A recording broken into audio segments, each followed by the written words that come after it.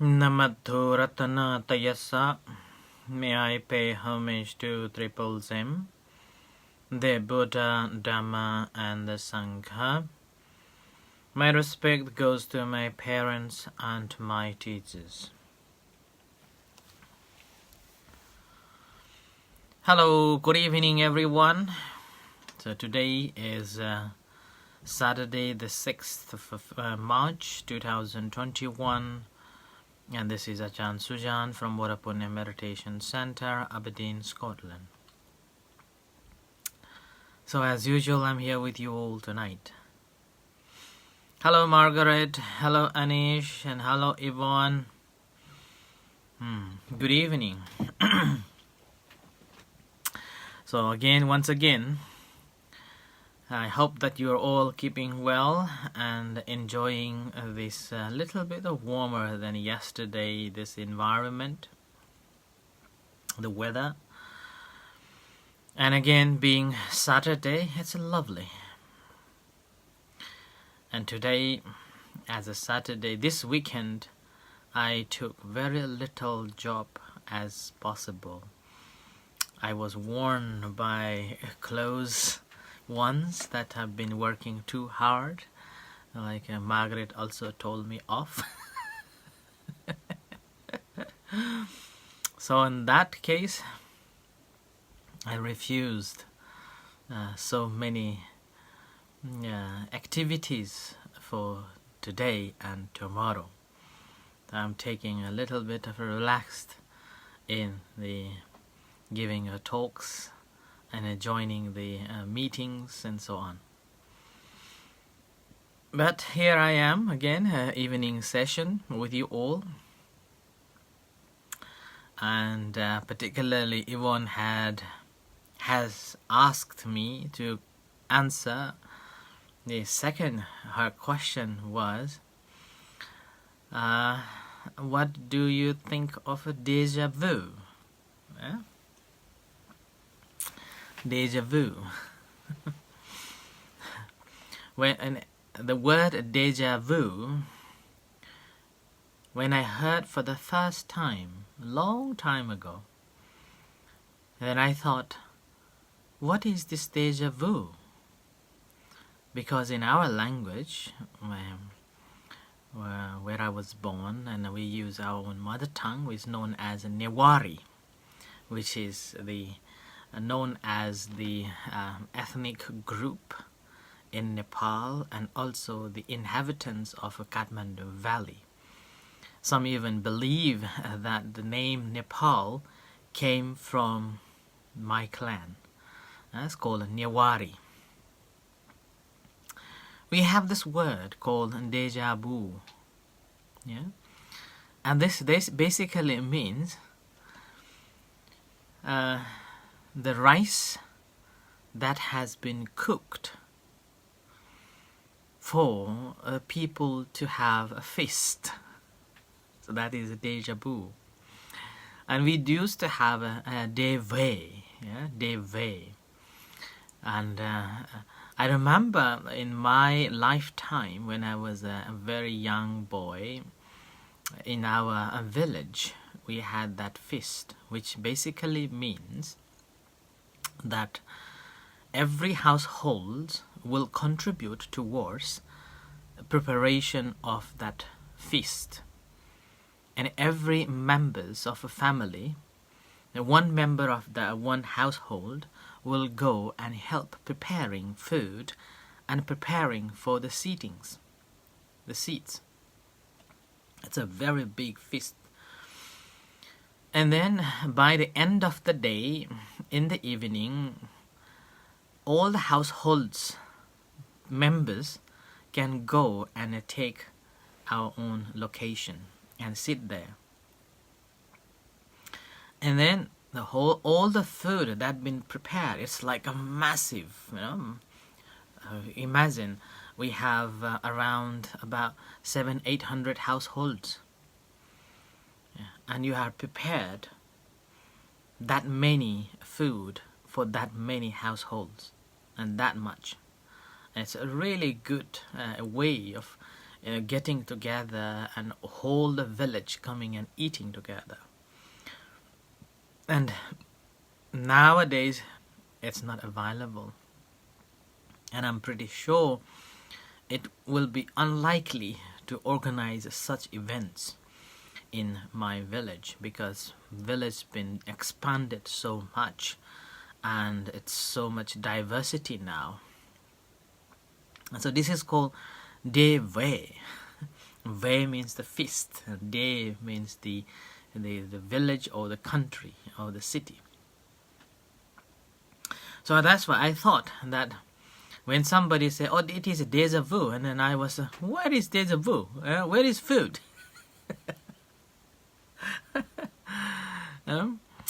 So, and later on, I realized the dejavu. And further on, I still didn't know how to write it. So, in Aberdeen, there is in a road street, there is a coffee shop. Its name is Dejavu. And every time when I go for a pindapata, arms around in that street, whenever I see that word, I always subconsciously read that word dejavu. And I never investigated that where is this origin come from and what does it mean exactly. So until now, a few minutes ago, I thought, oh, Yvonne asked me, so now I have to reply. So and then I just Googled it, and then I realized that dejavu, the word, came from France, or it is a French word, which means that you have experienced, or you have seen, or you have been before.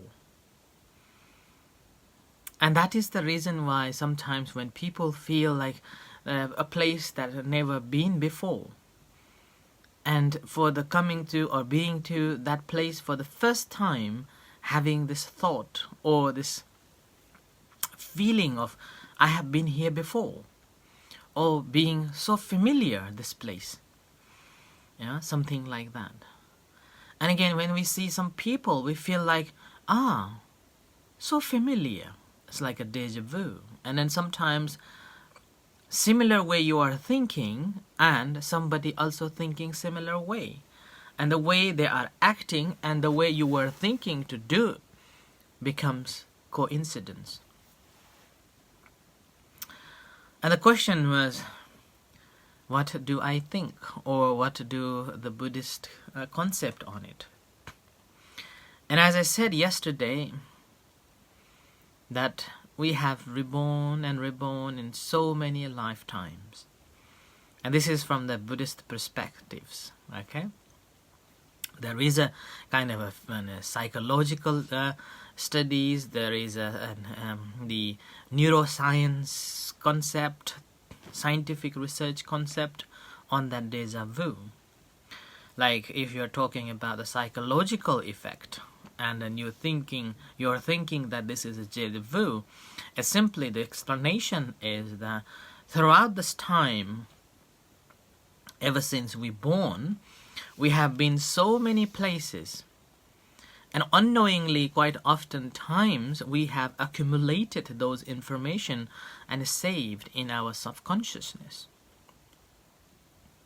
And with that, over the period of a time, the information that we have collected, somehow it just jigsaws, comes together, and then make a feeling of, oh, it's something, the place or somebody that I have been or I have known before.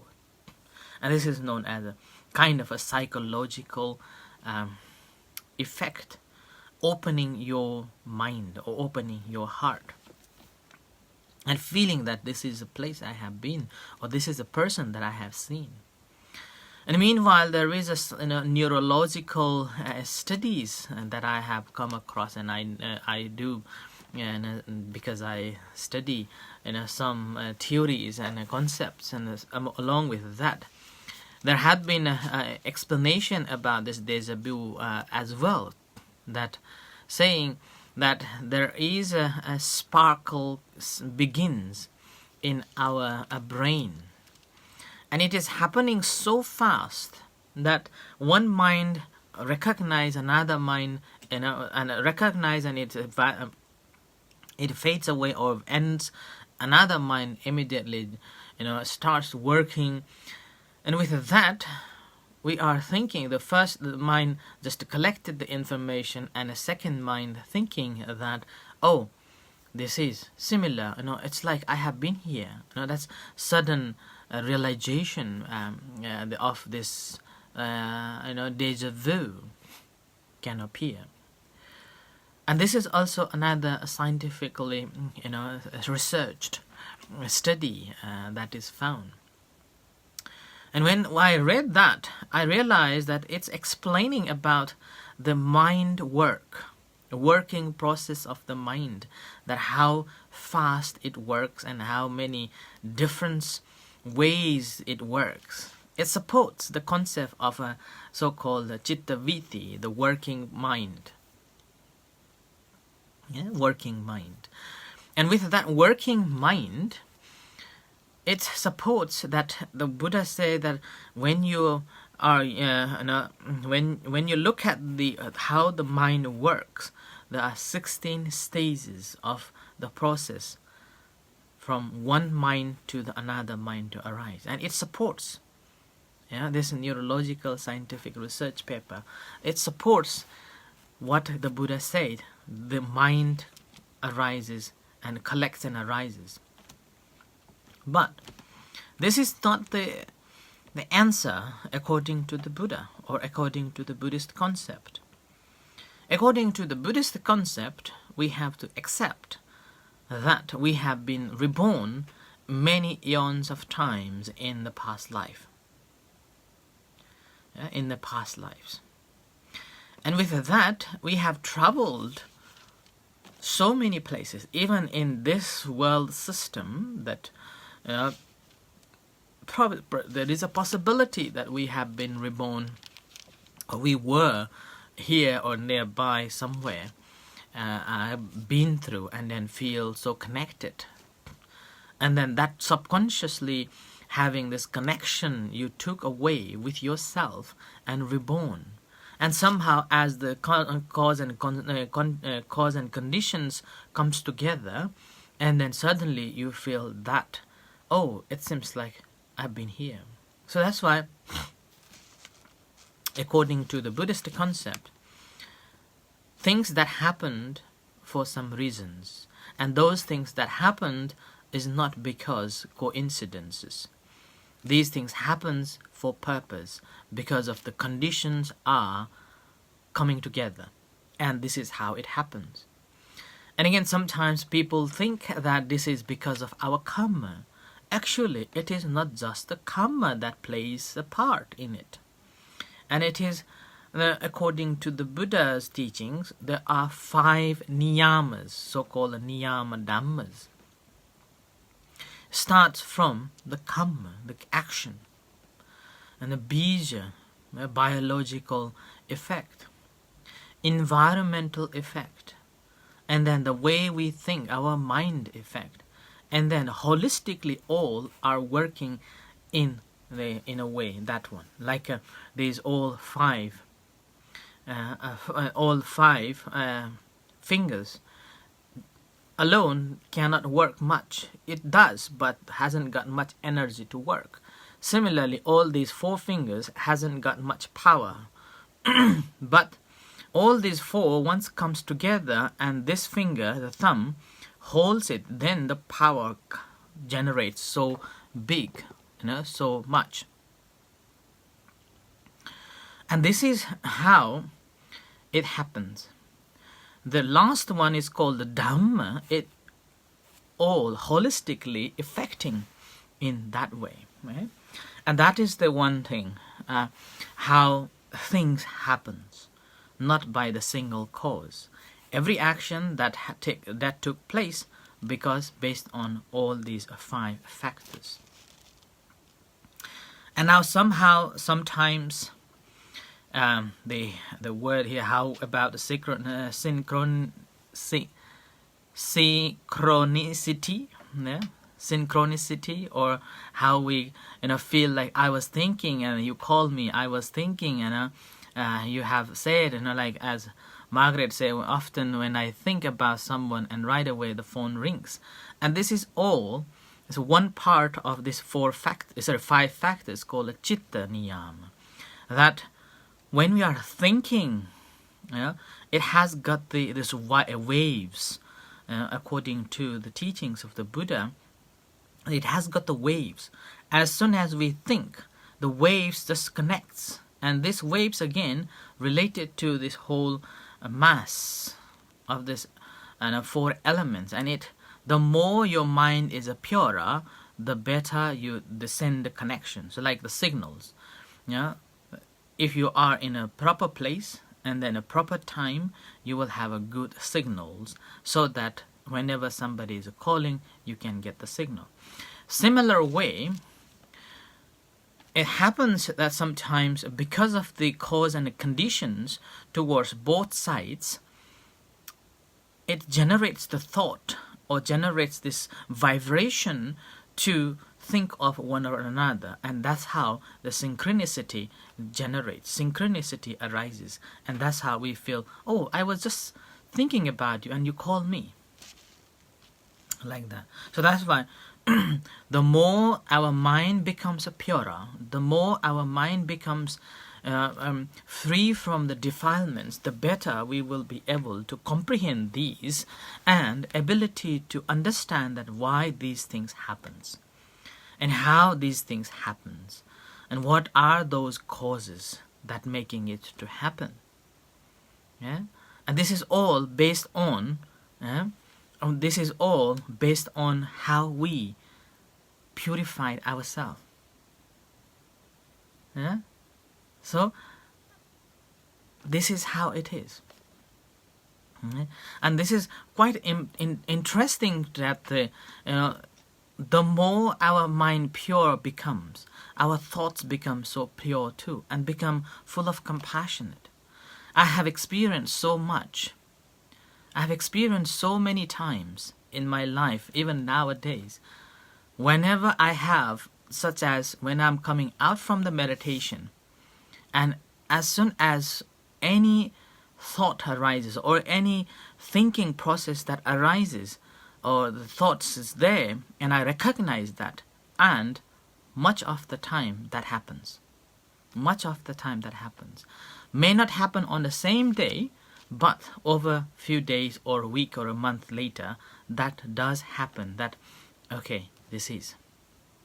Similar way, when like buying this property, this center, when we were planning for 2-3 years, and I was always thinking how we can, which side, how, where, kind of those doubts were always there with me.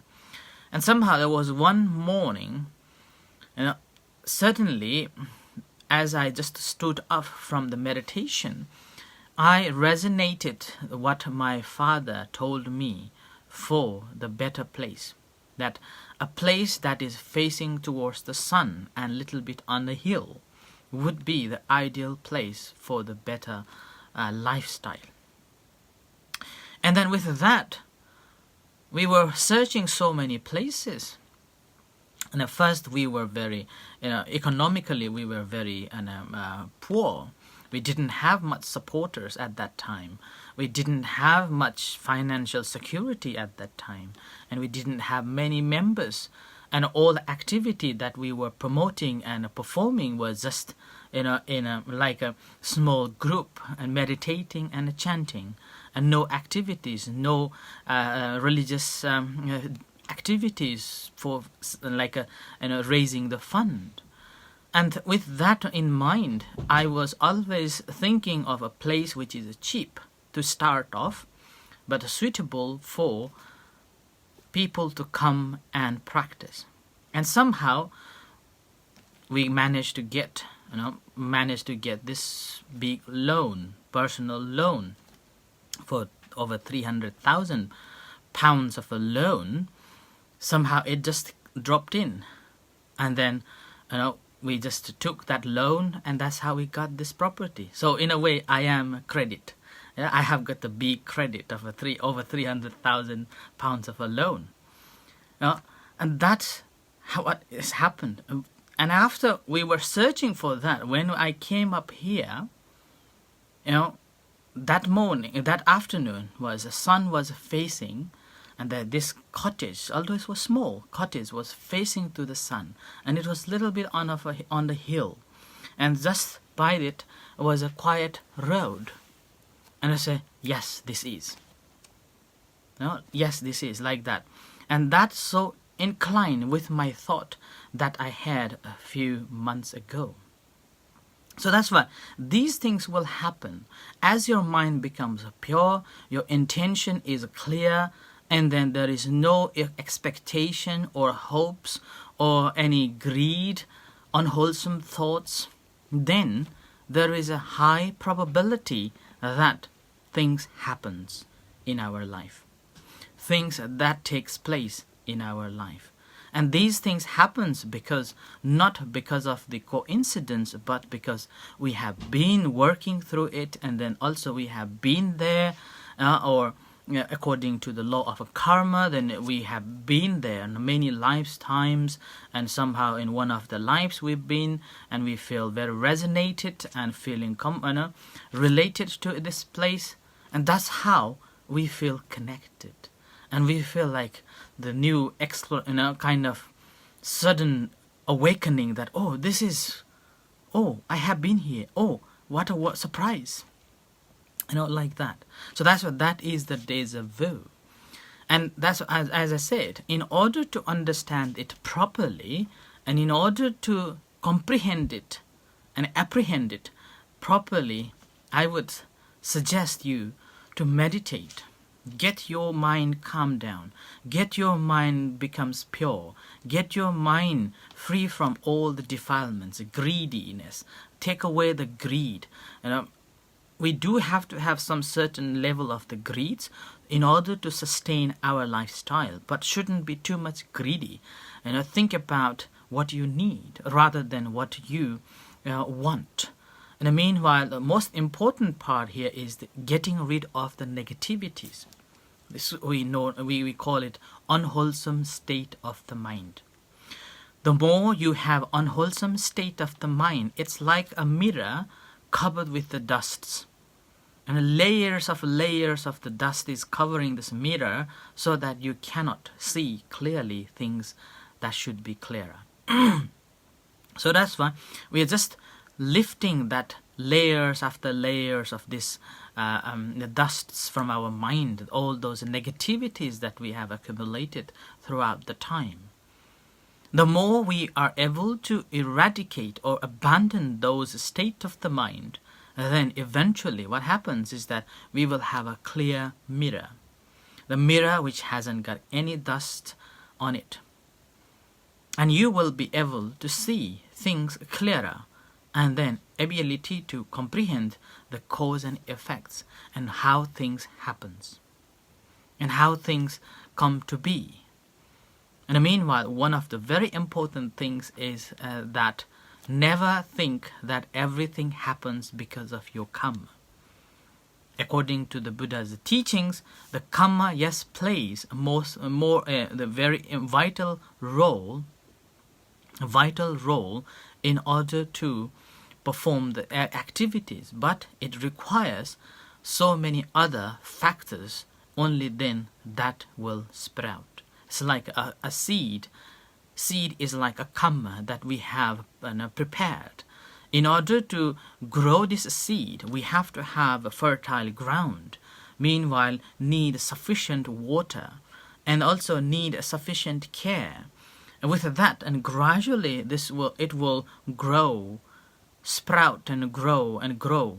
And not only growing is enough, we have to protect it from any other animals or even the harsh weather. And through that, and eventually this tree will grow and becomes bigger, and that's how it gives the fruit. So that's why, same with the law of karma. That the law of karma we have planted, but in order to give a fruit or the result of it, need all the environment comes together, and eventually we will get the fruit out of it. So I think that I have answered this what the dejavu means and how it works. I hope that it clears your understanding. And again, it may not be right. This is what I understood, and this is how I interpret the dejavu. And I hope that it helps you to clear your understanding.